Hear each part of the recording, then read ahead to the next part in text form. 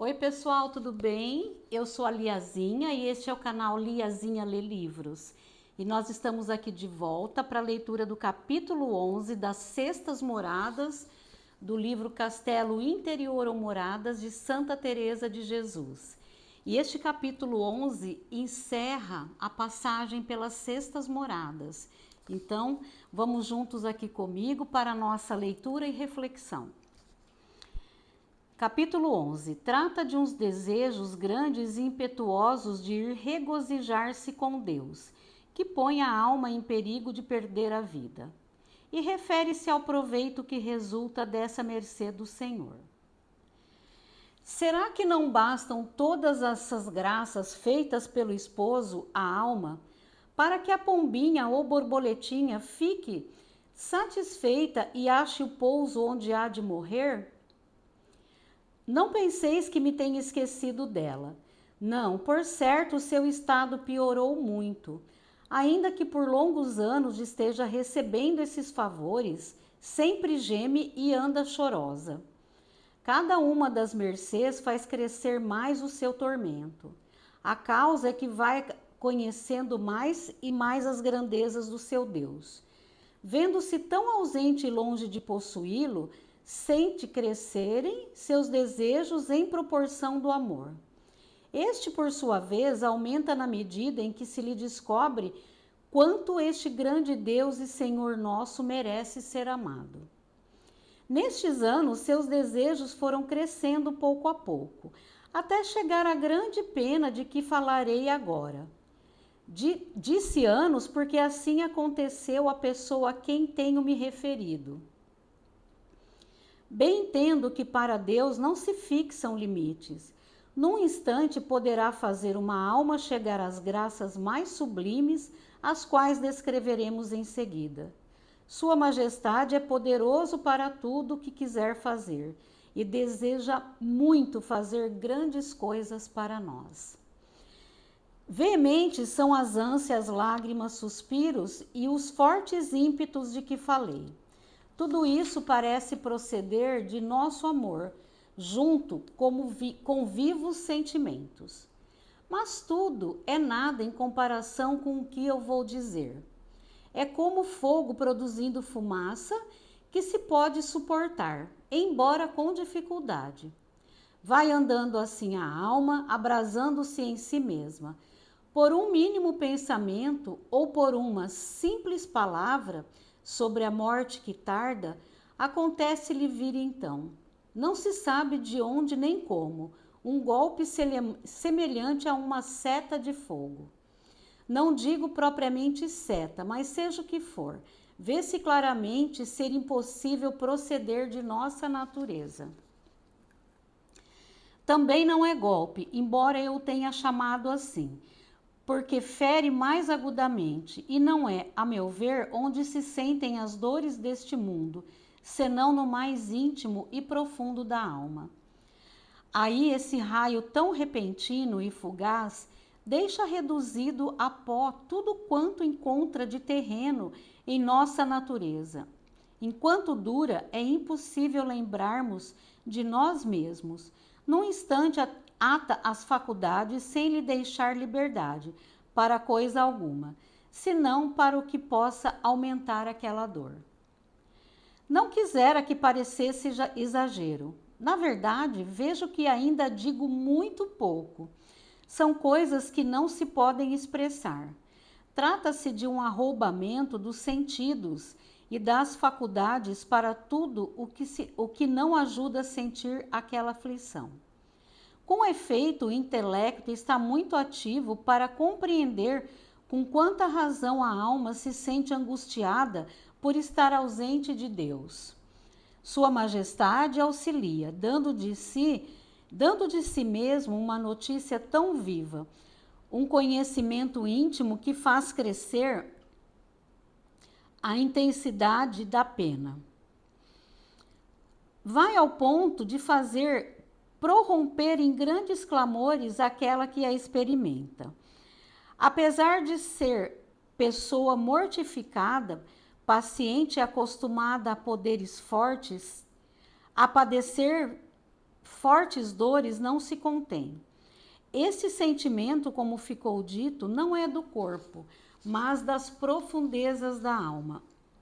Através dele, a pessoa de quem falamos compreendeu quantos mais intensos são os tormentos do espírito que os do corpo. Entendeu também que os sofrimentos do purgatório devem ser semelhantes aos primeiros. A ausência do corpo não impede a alma de padecer muito mais do que estando unida a ele neste mundo. Vi uma pessoa neste estado e pensei de fato que ela ia morrer. Não seria de admirar, porque certamente constitui grande perigo de morte, ainda que este fenômeno dure pouco. Deixa o corpo desconjuntado, os pulsos ficam fracos, como se fosse render a alma a Deus, e não está longe disso. Falta-lhe o calor natural, estando a alma de tal forma abrasada que com um pouquinho mais Deus teria satisfeito os seus desejos. Não experimenta dores do corpo, nem pouco nem muito, mas torno a dizer, sente-se desconjuntado, de tal forma que depois fica 2 ou 3 dias com grandes dores sem ter forças para escrever. Tenho a impressão de que se o organismo sempre fica mais fraco do que antes, se na ocasião não o sente, deve ser porque a intensidade do sentimento interior da alma é muito maior. Assim, não faz caso do corpo, como acontece quando temos uma dor muito aguda num lugar. Ainda que tenhamos outras dores, não lhes prestamos atenção. Disso tenho boa experiência. No caso do que vou tratando, a pessoa não sente dor, nem pouca nem muito. Creio que não sentiria nem mesmo se a fizessem em pedaços.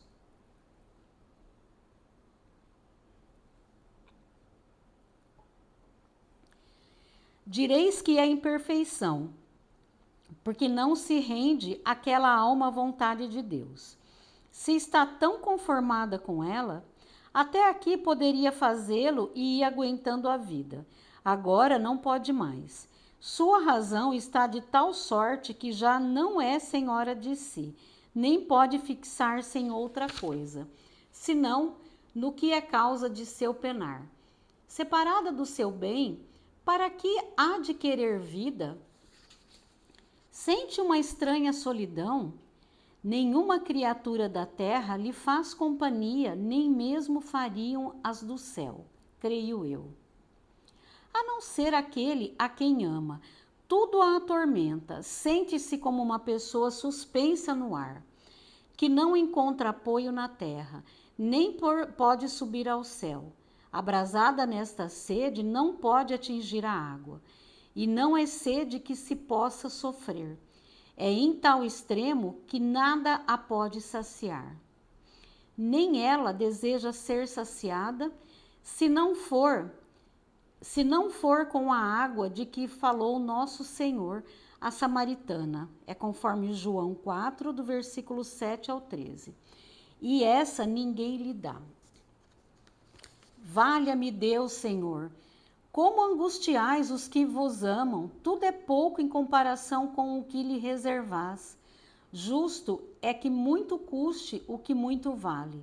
Serve para purificar a alma antes de entrar nas sétimas moradas. Assim como se purificam no purgatório os que hão de entrar no céu. É tão pequenino este padecer como seria uma gota de água em relação ao mar. A pessoa de quem falo tinha passado muitas dores, tanto corporal quanto espiritual. Tudo lhe parecia nada em comparação com esta angústia. Entre todos os sofrimentos da terra, segundo creio, não pode haver maior. No entanto, sentindo que esta pena é de tanto valor, a alma reconhece muito bem que absolutamente não a mereceu. Não é sentimento que ache alívio em coisa alguma.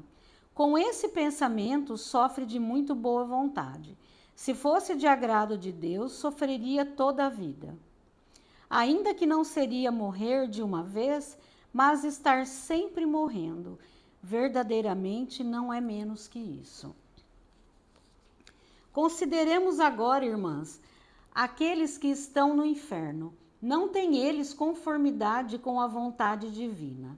Nem esta alegria, este gosto que Deus comunica à alma, inundando-a de felicidade. Não esperam, como ela, tirar lucro dos tormentos. Pelo contrário, vão sempre padecendo mais e mais. Digo mais e mais com referência às penas acidentais. Se os suplícios da alma são tão mais rigorosos que os do corpo, e os do inferno incomparavelmente maiores do que este de que falamos, quanto não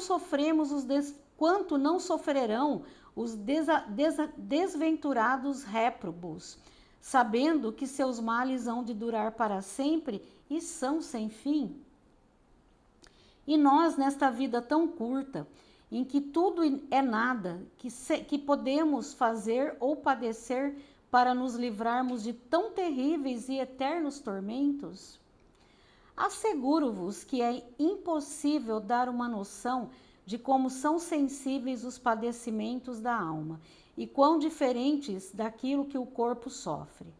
Só quem o experimentou pode fazer uma ideia. Se o Senhor quer que o compreendamos, é para conhecermos um pouco mais o muitíssimo que lhe devemos. Trouxe-nos a um estado no qual, por sua misericórdia, temos esperança do que há de livrar do inferno e perdoar nossos pecados. Tornemos agora ao nosso assunto, isto é, aquela alma que deixamos no seu grandíssimo penar. Este grau de intensidade não dura muito, 3 ou 4 horas no máximo, ao que me parece. Se durasse muito mais tempo, a fraqueza natural não poderia suportá-lo, a não ser por milagre. A pessoa de quem falo aconteceu certa vez não se prolongar mais de 1/4 de hora, deixando-a em pedaços. Era o último dia das festas da Páscoa da Ressurreição. Ela as tinha passado em grande secura, quase não se apercebia de que era Páscoa, estando a conversar na recreação, só de ouvir uma palavra sobre a duração demasiada da vida. E aqui vem uma citação do tradutor. Santa Teresa teve esse arroubamento no mosteiro de Salamanca em 1571. Por isso é muito importante que a gente não tenha o olhar para essa leitura com o olhar da nossa época agora. Esse olhar precisa ser da época de Santa Teresa. Ao ouvir a noviça Isabel de Jesus cantar coplas com o estribilho: Vejam-me meus olhos, vejam-te meus olhos, doce Jesus bom, vejam-te meus olhos, morra eu logo. E aí ela continua. Sobreveio-lhe aquela angústia com tal violência que desta vez perdeu completamente os sentidos, e ninguém julgue que se possa resistir. Seria como alguém metido numa fogueira, querer tirar o calor do fogo para impedir a chama de o queimar. Não nos sentimentos que se possam calar e dissimular. Os que assistem, embora não saibam o que se passa no íntimo da pessoa, entendem o grande risco de vida em que está. Na verdade, ela não deixa de achar neles nenhuma companhia. É como se fossem sombras, o mesmo lhe parecem todas as coisas da terra. Com licença para hidratar.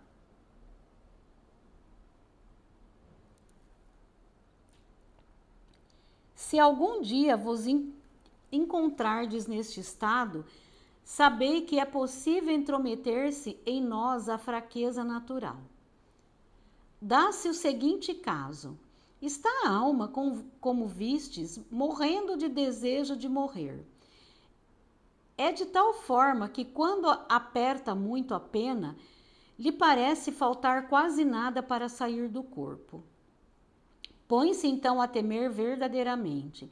Desejaria que se afrouxasse o tormento pelo receio de acabar de morrer. Bem se entende que esse temor provém de fraqueza natural. Por outra parte, não a deixam suas ânsias, nem se acha remédio que lhe mitigue a pena, até que o próprio Senhor a tira. Ordinariamente termina com um grande arrombamento ou alguma visão, na qual o verdadeiro Consolador a consola e fortalece, para que consinta em viver todo o tempo que for de sua divina vontade. Este martírio é penoso, mas a alma conserva grandíssimos efeitos. Perde o medo de qualquer sofrimento que lhe possa sobrevir. Esses parecem nada, comparando-se ao sentimento tão doloroso que exprimiu em seu interior. Ficam-lhe tantos proveitos que gostaria de padecê-lo muitas vezes. Também isso não lhe é possível de modo algum, nem há meio de o conseguir até que o Senhor o queira. Não há possibilidade de resistir-lhe ou de interrompê-lo quando vem. Tendo em vista que nenhuma coisa do mundo lhe pode valer, naquele transe, a alma sente maior desprezo dele. Fica mais desapegada das criaturas pelas experiências de que só o Criador é capaz de consolar e fartar sua alma. Tem maior temor e cuidado de não o ofender. Vê que, assim como consola, também pode fazer sofrer. A meu parecer, há neste caminho espiritual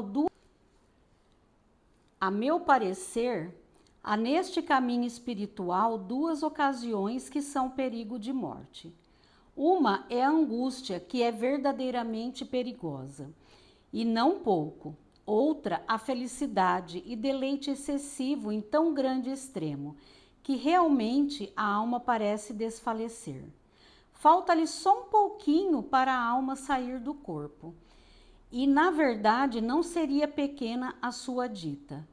Por aqui vereis, irmãs, se tive motivo para vos dizer que é preciso ânimo e coragem, quando pedirdes ao Senhor estas graças, ele terá muita razão de vos perguntar, como aos filhos de Zebedeu, se podeis beber seu cálice, conforme Mateus 20, versículo 22. Creio, irmã, que todas nós responderemos que sim, e com muita razão. Sua Majestade dá força aos que vê necessitados. Em tudo defende essas almas. Responde por elas nas perseguições e maledicências, como fazia pela Madalena, se não por palavras, certamente por obras. E por fim, antes que morram, paga-lhes tudo junto, como agora vereis nesta 7ª morada. Para sempre bendito e louvemo-nos todas as criaturas. Amém. E nós encerramos por aqui a leitura do capítulo 11 das 6ª moradas. E eu agradeço por terem ficado comigo até o final desta leitura. Espero que essa mensagem tenha feito muito sentido para vocês. E novamente, não esqueçam de curtir, comentar e compartilhar este vídeo com aqueles que não possuem possibilidade de acesso a essa leitura, tá bem? Muito obrigada e até o próximo vídeo. Até já!